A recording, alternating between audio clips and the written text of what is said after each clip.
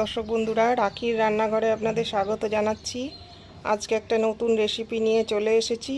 তো দেখুন এই রেসিপিটি বানাতে আমার কি কি উপকরণ লাগছে। প্রথমেই নিয়েছি দুটো ম্যাগি, আর নিয়েছি 2 চামচ বেসন, 1 চামচ চালের গুঁড়ো, একটা ডিম, পেঁয়াজ, রসুন, 1 ইঞ্চি আদা, একটা কাঁচা লঙ্কা, একটা ভাজা মশলা করব, 1 চামচ ধনে গুঁড়ো, 1 চামচ জিরে গুঁড়ো, 1 চামচ গরম মশলার গুঁড়ো, 1 চামচ শুকনো লঙ্কার গুঁড়ো। এটা আমি শুকনো খোলায় ভেজে গুঁড়ো করাই নিয়েছি, আপনারা চাইলে গোটাও নিতে পারেন। তো দেখুন আমি কিভাবে রান্নাটা করি। তো আমি একটা মশলা ম্যাগির এই রেসিপিটি করতে বলেছিলাম, এই যে গুঁড়ো নিয়েছি। আপনারা চাইলে গোটা গরম মশলা, গোটা ধনে, গোটা জিরে, শুকনো লঙ্কা করতে পারেন। তো আমি এটা গুঁড়ো করে নিয়েছি। গুঁড়োটা একটু হালকা করে খোলায় নেড়ে নেব, বেশি ভাজলে পুড়ে যাবে। এই রেসিপিটি করতে আমি ম্যাগিটা করে নিয়েছি, সেদ্ধ করে। আমার এটা আগের দিনের বানানো ছিল, বেশি হয়ে গেছিলো। এটা দিয়েই আমি এই রেসিপিটা বানাবো। আপনারা চাইলে ম্যাগি বানিয়ে টাটকা করেও করতে পারেন।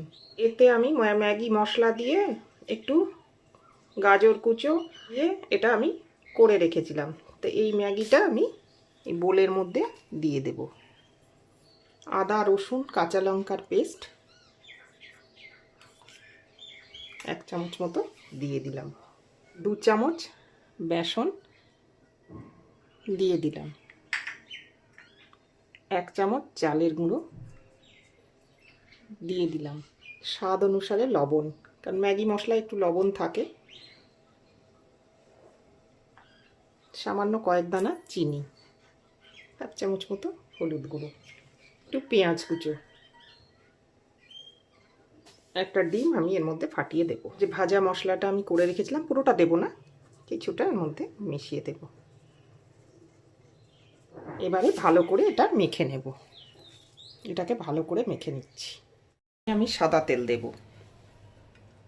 কেউ চাইলে সর্ষের তেলেও এটা করতে পারেন। আমি সাদা তেলেই এটা বানাবো।